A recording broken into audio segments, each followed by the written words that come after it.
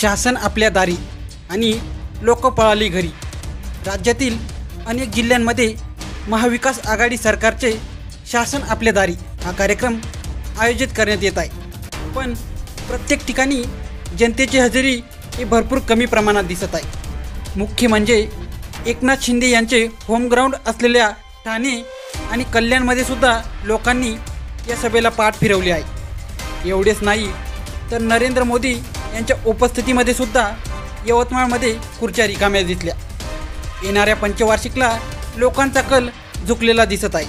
तुम्हाला याबद्दल काय वाटते आम्हाला कमेंट बॉक्समध्ये नक्की कळवा. चॅनलला सबस्क्राईब केले नसेल तर आत्ताच करा.